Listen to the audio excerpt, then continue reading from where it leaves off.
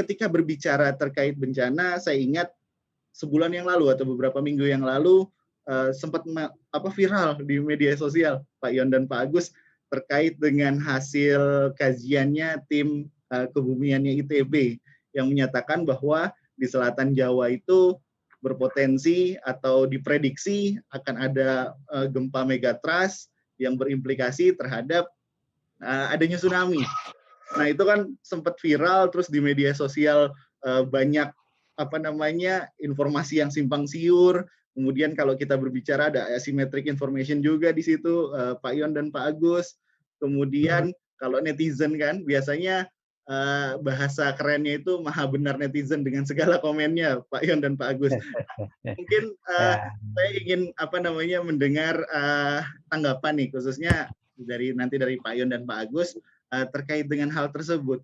Itu benar, itu hoax, terus kemudian apa yang harus kita lakukan terkait dengan hal tersebut, menyikapinya? Apakah takut yang berlebihan atau seperti apa? Mungkin Pak Agus bisa menyampaikan Pak terkait dengan hal tersebut dari sudut pandang BNPB itu seperti apa, Pak?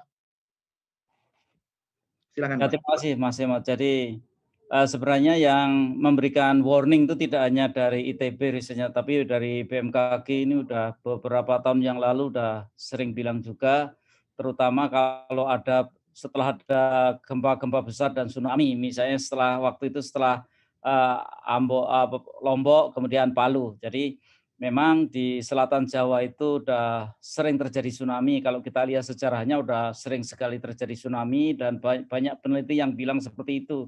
Karena memang ada di selatan Pulau Jawa itu ada zona subduksi antara lempeng Australia dengan lempeng Asia, yaitu sehingga sering terjadi gempa-gempa potensinya besar, dan itu sudah terbukti banyak sekali kejadian tsunami zaman dahulu kan. Jadi kemudian kalau di BNPB Pak Doni khususnya selalu bilang bahwa bencana selalu berulang. Jadi bencana akan berulang sehingga memang jangkanya panjang, khususnya untuk gempa bumi, tsunami itu jangkanya panjang sekali. Jadi tidak akan sering terjadi seperti halnya dengan bencana hidrometeorologi seperti banjir, tanah longsor, itu sering sekali terjadi, hampir tiap hari terjadi. Kalau gempa bumi itu biasanya puluhan tahun atau ratusan tahun akan terjadi, dan itu BMKG maupun ITB memang betul itu ada potensi. Potensi artinya sewaktu-waktu akan terjadi. Itu tapi sampai saat ini belum ada ahli atau alat yang bisa menentukan kapan terjadinya. Tapi potensi bisa dihitung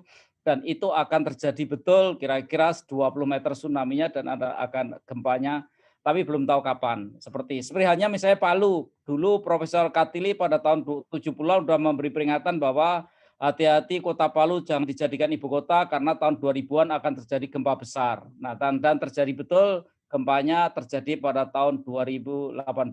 Tidak hanya gempa tapi ada likuifaksi dan ada tsunami gabungan, ada tanah longsor dan sebagainya. Dan itu betul, tapi kita belum tahu kapan akan terjadi. Langkah yang paling baik adalah persiapan. Jadi seluruh kita harus siap-siap, khususnya warga yang ada di sekitar pantai. Kita tagline di BNPB, siap untuk selamat. Jadi kita harus siap-siap untuk menyongsong. Jika terjadi kita harus siap, kita biasa latihan, rumah kita akan gempa, ada jalur-jalur evakuasi dan peralatan-peralatan lainnya, sehingga jika terjadi kita siap dan diharapkan kita semua bisa selamat. Itu yang harus kita lakukan.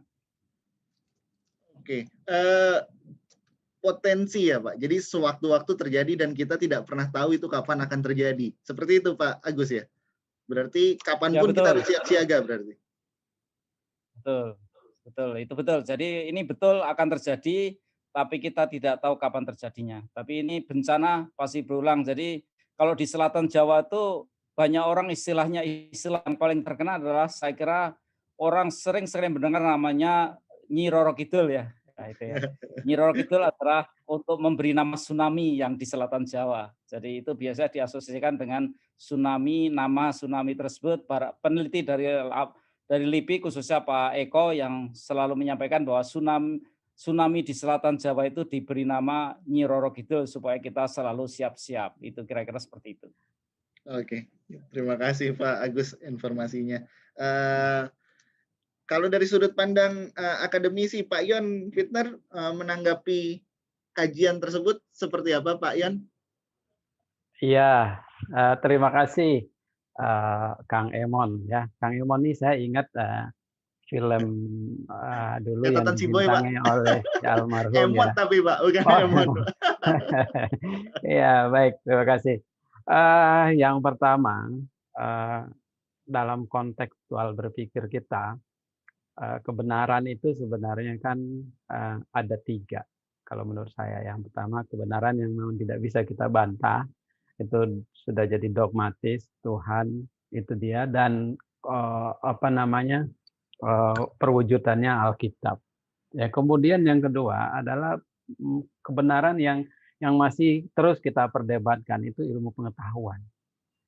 Dan yang ketiga adalah kebenaran ilusi. Nah, ini yang saya bilang nih, kebenaran ilusi ini sekarang jadi berkembang karena hoax dan sebagainya dianggap orang benar pada awalnya. Kemudian informasi dulu angin sepoi-sepoi kata orang, kabar burung. Nah, sekarang jadi kenyataan itu. Itu kebenaran ilusi yang saya bilang. Itu istilah saya saja tuh yang ketiga itu. Tapi yang 2 tadi saya katakan kebenaran yang sifatnya masih hipotetik, ilmu pengetahuan, itu harus kita respon secara positif. Kenapa? Keberadaan ilmu pengetahuan adalah ingin membantu manusia keluar dari berbagai kesulitan dan kebodohannya. Kita percaya Alkitab jelas, kita minta pengampunan dan selamat dunia akhirat. Tetapi Alkitab pun mengajak kita, Al-Quran pun mengajak kita berpikir. Makanya diistimewakan di dalam Al-Quran, di dalam Alkitab itu orang-orang yang berpikir dan berilmu pengetahuan.